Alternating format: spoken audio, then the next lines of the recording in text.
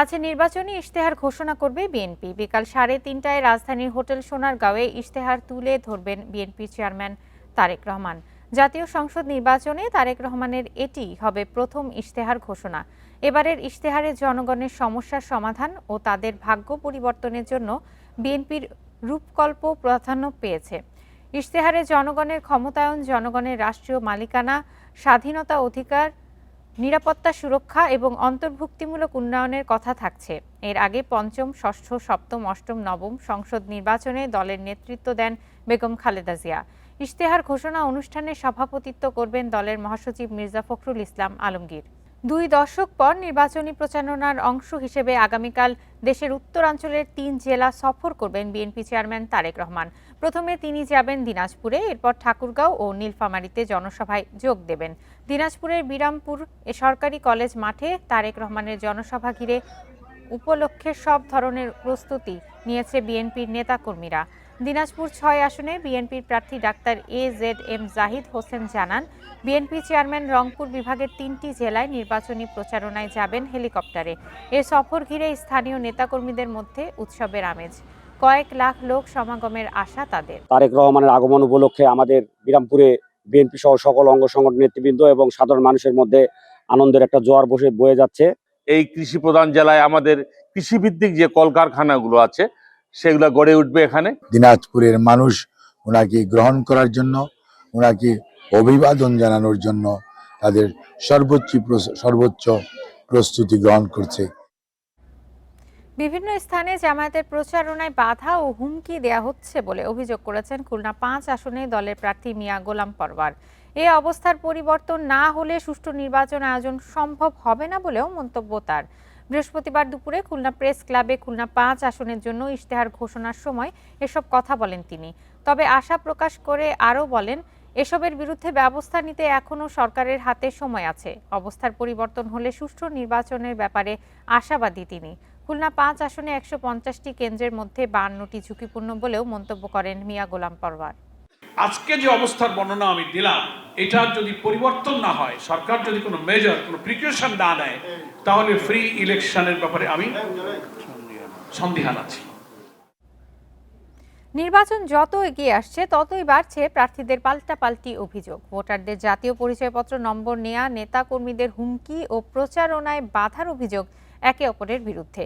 তবে ভোটের স্থিতিশীল পরিবেশ দেখতে চান ভোটাররা, ভোট দিতে চান নির্বিঘ্নে।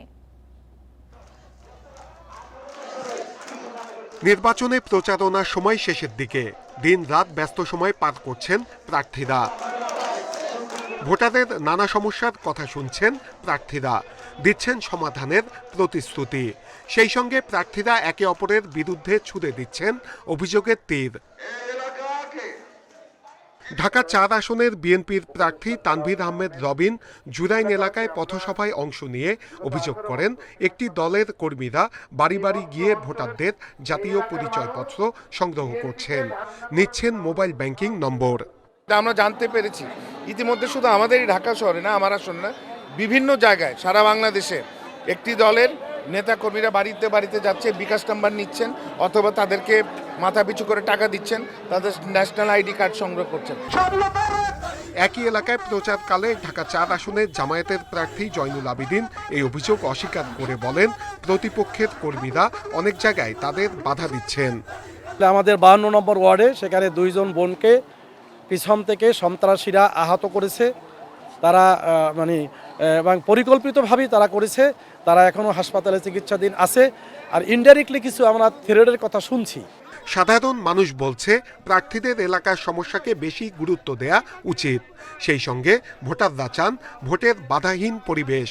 আমরা আশা করছি যাতে আমরা শান্তিভাবে ঠিকমতো ব্যবসা বাণিজ্য করতে পারি, এলাকার পরিস্থিতি শান্ত থাকে। ভোট দখল বা কেন্দ্র দখল এসব কিছু না হয়, শান্তিপূর্ণভাবে যেন ভোট দিয়ে আসতে পারি। নির্বাচনের মাঠ স্থিতিশীল রাখতে প্রশাসনকে শক্ত ভূমিকা রাখার আহ্বান ভোটারদের। নির্বাচনের মাঠে প্রার্থীরা একে অপরের বিরুদ্ধে পাল্টাপাল্টি অভিযোগ করছেন। রাজনৈতিক বিশ্লেষকরা বলছেন, ভোটের আগে যুক্তি, তর্ক, আলোচনা সমালোচনা হবেই, কিন্তু সেটি যেন কোনোভাবে সহিংসতায় রূপ না নেয়, সেজন্য সকলকে দায়িত্বশীল আচরণ করতে হবে। নূরে আলম, ইন্ডিপেন্ডেন্ট নিউজ, ঢাকা। দিনাজপুরের ৬টি আসনের নির্বাচনী প্রার্থীদের নিয়ে চলছে চুলচেরা বিশ্লেষণ। এবার কার্যক্রম নিষিদ্ধ আওয়ামী লীগ মাঠে না থাকায় বিএনপি ও জামায়াতের মধ্যেই হবে মূল প্রতিদ্বন্দ্বিতা বলছেন ভোটাররা। এছাড়া দুটি আসনে বিদ্রোহীরাও চ্যালেঞ্জ জানাচ্ছেন বিএনপির প্রার্থীদের। দিনাজপুরের ১৩ উপজেলা নিয়ে সংসদীয় আসন ৬টি। নির্বাচন সামনে রেখে দিনরাত ভোটের মাঠে ব্যস্ত প্রার্থীরা। সবাই যেন আমরা নিরাপত্তার সহিত বসবাস করতে পারি। ২০০৮ সাল পর্যন্ত ৫টি নির্বাচনে দিনাজপুরের বেশিরভাগ আসনেই জয় পায় আওয়ামী লীগ। কার্যক্রম নিষিদ্ধ দলটি এবার ভোটের মাঠে নেই। ভোটারদের আলোচনা বেশি বিএনপিকে ঘিরে।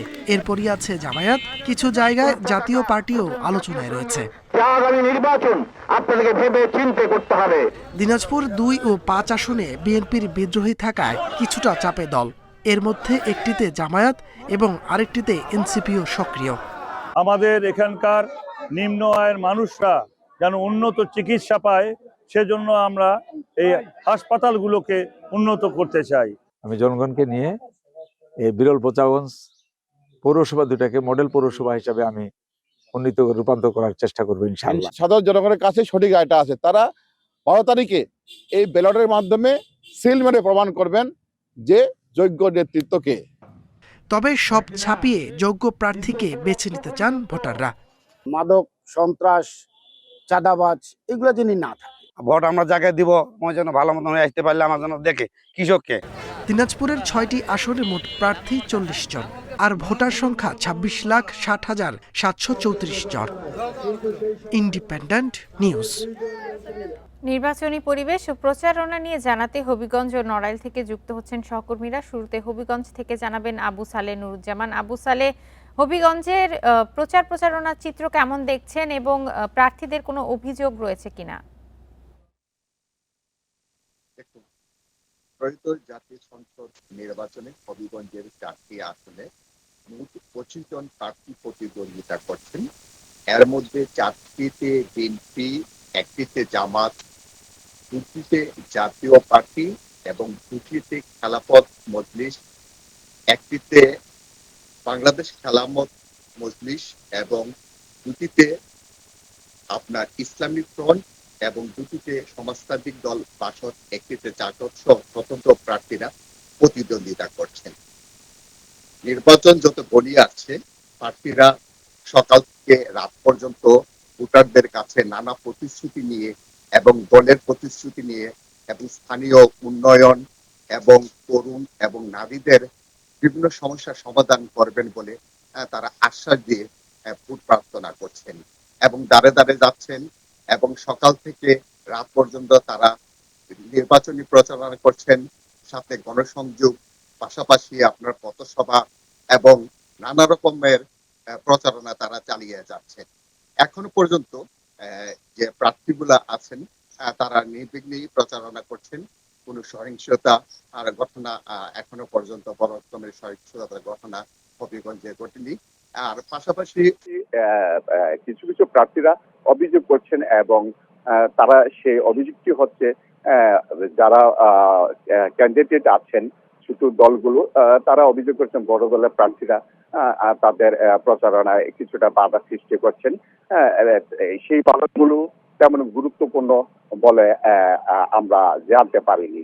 আর হবিগঞ্জে মোট ভোটার হচ্ছে 18,33,962 জন এবং কেন্দ্র হচ্ছে 647টি। এই কেন্দ্রে ভোট গ্রহণ অনুষ্ঠিত হবে আগামী 12 ফেব্রুয়ারি এবং ভোটাররা এবং প্রার্থীদের নানা প্রতিশ্রুতি শুনছেন এবং তারা চিন্তা ভাবনা করছেন এবং তাদের সৎ, যোগ্য এবং। আপনি আমাদের সাথেই থাকুন। এবার নড়াইল থেকে জানাবেন সহকর্মী আসাদুর রহমান। আসাদুর রহমান, নড়াইলে কেমন দেখছেন তোড়জোড় প্রচারণার? হ্যাঁ, যেমনটি বলছিলেন, সারা দেশের মতো নড়াইলেও উৎসবমুখর পরিবেশে শুরু হয়েছে নির্বাচনী প্রচারণা। একেবারে সকাল থেকে গভীর রাত পর্যন্ত প্রার্থীরা তাদের নির্বাচনী প্রচারণা চালিয়ে যাচ্ছেন। পথে প্রান্তরে সব জায়গায় তারা ছুটছেন। উঠোন বৈঠক, পথসভা সহ প্রচারণা যে সমস্ত আছে তারা সেগুলো পরিচালনা করছেন এবং প্রচারণা চালিয়ে যাচ্ছেন। নড়াইলে রয়েছে মোট 2টি সংসদীয় আসন, জাতীয় সংসদ 93 নড়াইল 1 এবং জাতীয় সংসদ 94 নড়াইল 2। আর এই 2টি আসনে মোট 16 জন প্রার্থী নির্বাচনে প্রতিদ্বন্দ্বিতা করছেন। এর মধ্যে নড়াইল 1 আসনে 8 জন, সেখানে আছে বাংলাদেশ জাতীয়তাবাদী দল বিএনপি, জামাতে ইসলামী, ইসলামী আন্দোলন বাংলাদেশ, জাতীয় পার্টি এবং 4 জন স্বতন্ত্র প্রার্থী। নড়াইল 2 আসনেও 8 জন প্রার্থী প্রতিদ্বন্দ্বিতা করছেন, সেখানে রয়েছে জাতীয়তাবাদী দল বিএনপির প্রতিনিধি, জামাতে ইসলামী, ইসলামী আন্দোলন বাংলাদেশ, সাংস্কৃতিক মুক্তিজোট, গণ অধিকার এবং 2 জন স্বতন্ত্র সহ মোট 8 জন প্রার্থী এখানে নির্বাচনে প্রতিদ্বন্দ্বিতা করছেন। উৎসবমুখর পরিবেশেই তাদের প্রচার প্রচারণা তারা চালিয়ে যাচ্ছেন। আমি ভোটারদের সাথে কথা বলেছি যে কেমন প্রার্থীকে আপনারা বেছে নেবেন। সেই ক্ষেত্রে ভোটাররা যেটা জানিয়েছেন যে অবহেলিত একটি জনপদ হচ্ছে নড়াইল। এইখানে শিক্ষাক্ষেত্রে সমস্যা আছে, স্বাস্থ্যক্ষেত্রে সমস্যা আছে। যে প্রার্থী শিক্ষা অবকাঠামোগত উন্নয়নে, যাতায়াত ব্যবস্থার উন্নয়নে কাজ করবেন তেমন প্রার্থীকেই তারা বেছে নেবেন। পাশাপাশি যিনি সৎ, যোগ্য এবং নিরপেক্ষভাবে কাজ করবেন তেমন প্রার্থীকেই বেছে নেবেন। আমি প্রার্থীদের সাথে কথা বলেছি যে আপনারা কি কি উন্নয়ন প্রতিশ্রুতি নিয়ে যাচ্ছেন বা জনগণের কাছে কিভাবে যাচ্ছেন। তারাও ঠিক একই কথাটি বলেছেন যে অবহেলিত একটি জনপদ, এইখানে দীর্ঘদিন ধরে উন্নয়ন বঞ্চিত একটি জেলা নড়াইল। এই ক্ষেত্রে যে সমস্ত অবকাঠামোগত উন্নয়নের পাশাপাশি এখানে যে সমস্ত উন্নয়ন করা দরকার, কর্মসংস্থান সৃষ্টি করার দরকার, সেই ক্ষেত্রে তারা কাজ করে চলেছেন। এখানে মোট ভোটার রয়েছে 6,85,182 জন। তারা তাদের ভোটাধিকার প্রয়োগ করবেন। পাশাপাশি আমি প্রশাসনের সাথে কথা বলেছি, নির্বাচনকে অবাধ, সুষ্ঠু এবং নিরপেক্ষ করতে আপনারা কি ধরনের পদক্ষেপ গ্রহণ করেছেন। সেই ক্ষেত্রে প্রশাসনের পক্ষ থেকে যেটা জানানো হয়েছে যে নির্বাচনকে অবাধ, সুষ্ঠু এবং নিরপেক্ষ করতে সব ধরনের প্রস্তুতি গ্রহণ করা হয়েছে। এই ছিল আমার কাছে নড়াইলের নির্বাচনী প্রচার প্রচারণার সর্বশেষ তথ্য। হবিগঞ্জ ও নড়াইল থেকে নির্বাচনের প্রচারণার খবর জানাচ্ছিলেন সহকর্মীরা। গোপালগঞ্জের 3টি আসনেই জমে উঠেছে নির্বাচনী প্রচারণা। তবে বেশি আলোচনায় মুকসুদপুর ও কাশিয়ানীর একাংশ নিয়ে গঠিত এক আসনটি নিয়ে। মাঠ পর্যায়ে একক কোনো প্রার্থীর আধিপত্য না থাকলেও অনেকটা সুবিধাজনক অবস্থানে রয়েছে বিএনপি। তবে বিদ্রোহী প্রার্থী থাকায় আসনটিতে বাড়তি চ্যালেঞ্জ হিসাবে আছে জামায়াতের প্রার্থী। মুকসুদপুর ও কাশিয়ানীর একাংশ নিয়ে গোপালগঞ্জ এক আসন। স্বাধীনতার পর থেকেই আসনটি ছিল আওয়ামী লীগের দখলে। তবে এবার এই জনপদে বইছে পরিবর্তনের হাওয়া। আসনটিতে মোট প্রতিদ্বন্দ্বী প্রার্থী 9 জন। ভোটারদের নিজেদের পক্ষে টানতে শক্ত অবস্থানে বিএনপি, জামায়াত ও স্বতন্ত্র প্রার্থী। তবে আলোচনার কেন্দ্রে আছেন বিএনপির প্রার্থী সেলিমুজ্জামান সেলিম। অন্য বিগত দিনে কি হয়েছে না হয়েছে সেদিকে আমরা কর্ণপাত না করে আগামী নির্বাচন শতভাগ সুষ্ঠু, নিরপেক্ষ এবং ভীতিহীন পরিবেশে হবে, এটা আমি আমাদের ভোটারদেরকে আশ্বস্ত করেছি। প্রায় 4 লক্ষ ভোটার, এরা যদি নির্ভয় নির্বিঘ্নে ভোট কেন্দ্রে আসে এবং তারা যদি দ্বিধাহীনভাবে ভোট দিতে পারে তাহলে অবশ্যই আমরা জয়ের ব্যাপারে আশাবাদী। দল থেকে মনোনয়ন না পেয়ে স্বতন্ত্র প্রার্থী হয়েছেন আশরাফুল আলম শিমুল। তিনি জেলে থাকায় প্রচার চালাচ্ছেন তার ছেলে। আমি এবার রাজনীতি করতে আসিনি, আমি আমার বাবার জন্য একজন সন্তান হিসেবে এখানে এসেছি এবং এই উদ্দেশ্যে আমি এসে আমি যতটুকু দেখলাম মুর্শিদপুর এবং কাশিয়ানীর মানুষ আমার যতটুকু ভালোবাসে এটা দেখে আমি বিস্মিত। সেই স্থান থেকে আমি বলতে চাই যে মুর্শিদপুর কাশিয়ানী বিগত দিনের মতো এবার আমাদের ফুটবল মার্কায় বিপুল ভোটে জয়যুক্ত করবেন ইনশাআল্লাহ। এদিকে নির্বাচনী মাঠ চষে বেড়াচ্ছেন জামায়াতের মাওলানা আব্দুল হামিদ ও ইসলামী আন্দোলনের অ্যাডভোকেট মিজানুর রহমান। সকল মানুষের, আমি নারী পুরুষের মধ্যে আমি দেখেছি সুষ্ঠু এবং সাবলীলভাবে যদি নির্বাচন হয়, এই নির্বাচনে আমাকে আমার দলের আপনার সৌন্দর্য দেখে তারা ভোট দিবে এবং আমাকে বিজয়ী করবে বলে আমি আশ্বস্ত হয়েছি। ব্যাপক একটা নিরীহ যারা নির্যাতিত, বর্তমান 14-15 মাসে 1.5 বছরে যারা নির্যাতিত, এই সমস্ত ভোটাররা এবার হাত পাখার পক্ষে ভোট দেওয়ার জন্য উন্মুখ হয়ে আছে।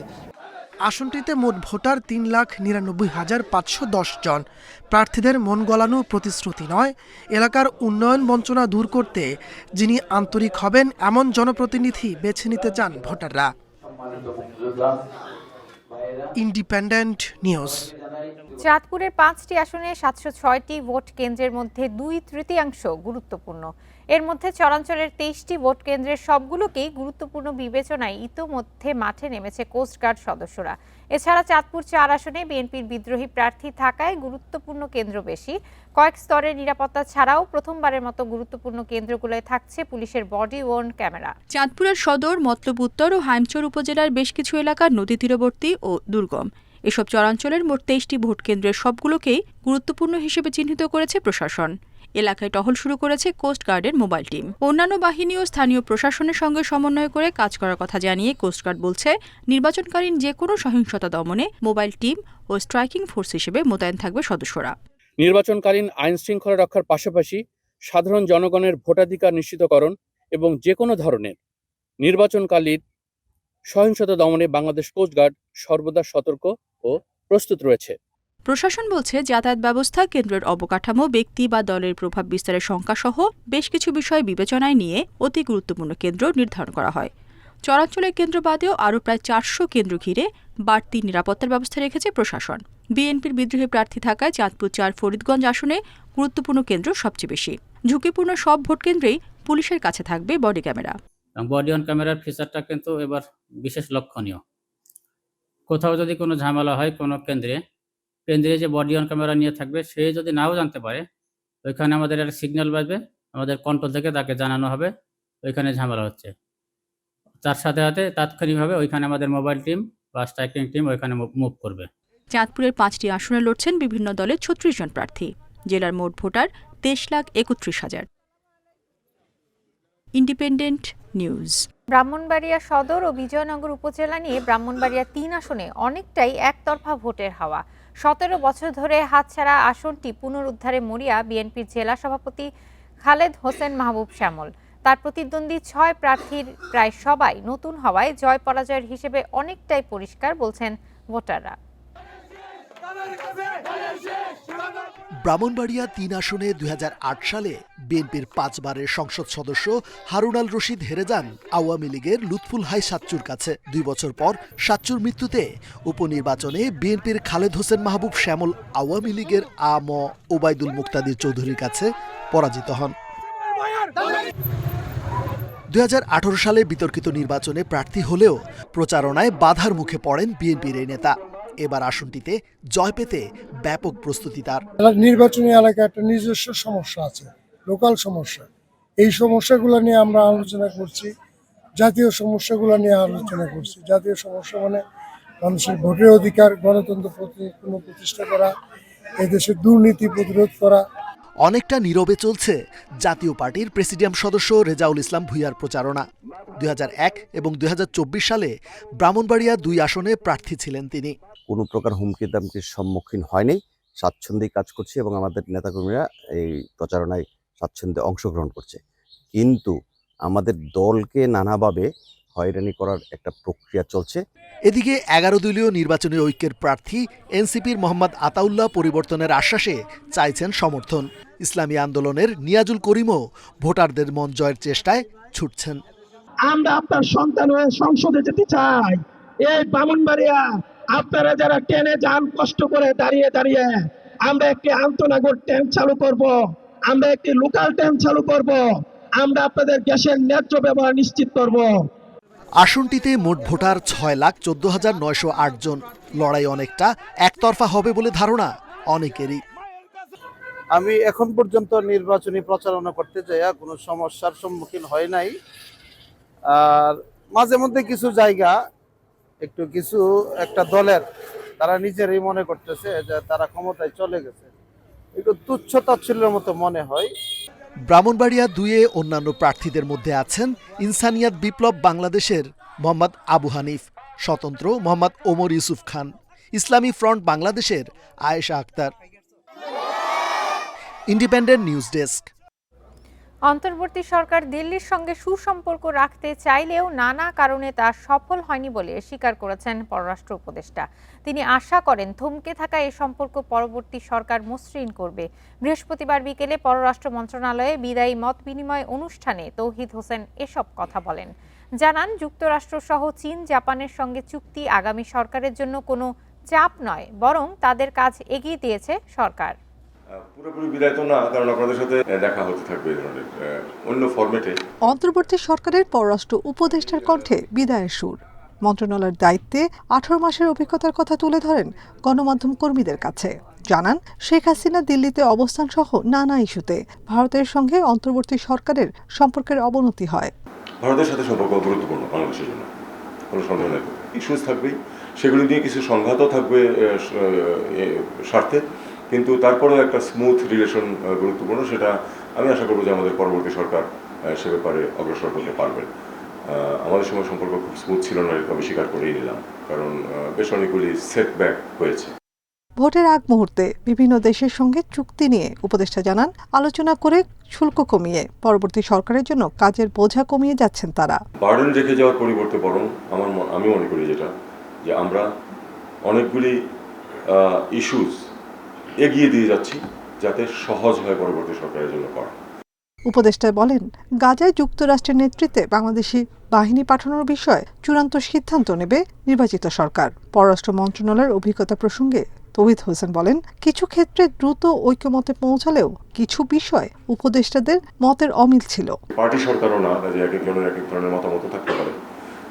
তো সব মিলিয়ে আমি যে খুব বেশি সমস্যায় পড়েছি এটা বলি না, তবে সমন্বয়ের অভাব কখনো কখনো অনুভূত হয়েছে।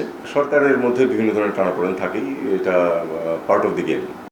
দেশের স্বার্থেই পরবর্তী সরকারকে সিদ্ধান্ত নেওয়ার পরামর্শ দেন পররাষ্ট্র উপদেষ্টা। শফিক যেরকম আছে ওখানে, এরকম কোনো একজনকে দিলেন যে আপনাদের সব প্রশ্নের উত্তর দেবেন। নাফিজাতুল্লাহ, ইন্ডিপেন্ডেন্ট নিউজ, ঢাকা। এই ছিল এখনকার সংবাদে। ইন্ডিপেন্ডেন্ট টেলিভিশনের সব খবর জানতে চোখ রাখুন ফেসবুক, ইউটিউব, এক্সে। ধন্যবাদ সবাইকে।